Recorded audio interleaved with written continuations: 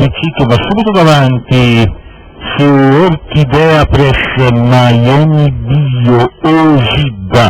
a largo Oliver KTM, poi Narcotic Tommy, sbaglia Oliver impiegata, 215,5, in vantaggio nero su bianco, davanti a Orchidea, Miami Bio e Ojibwa. Allo schermo Narcotic Tommy, in corda Istrione Rex, poi Olympic Rock a largo, Nando Capara allo steccato, e intanto il passaggio ai primi 600 metri per nero su bianco in 47 abbondante, alle sue spalle Orchidea in coppia con Narcotic Tommy, ancora Miami Bio e Olympic Rock,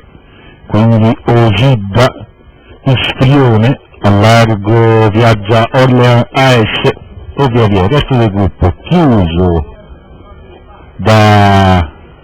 Never B, che viaggia al largo di Nando Capara, e da Legacy di Poggio. Più indietro Oliver KTM rimesso, primo chilometro 1,18 appena abbondante, nero su bianco Narcotic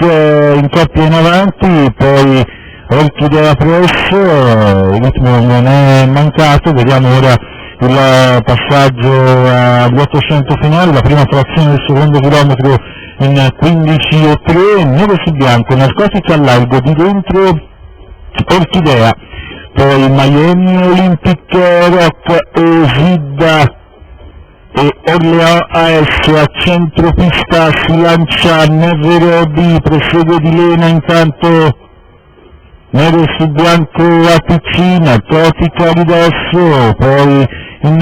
corda si mantiene Orchidea, si avvicina ai primi Never B, c'è un 29 dagli 800 ai 400 conclusivi, nero su bianco in vantaggio, Narcotic che le segue, poi Orchidea Press, ingresso della retta di arrivo, l'ultima frazione in 15 appena abbondante, nero su bianco, Narcotic che prova l'inseguimento, poi Orchidea al ciglio esterno, Never e Ojibwa, che sbaglia Ojibwa, vince nero su bianco, poi Narcotic, Istrione che guadagna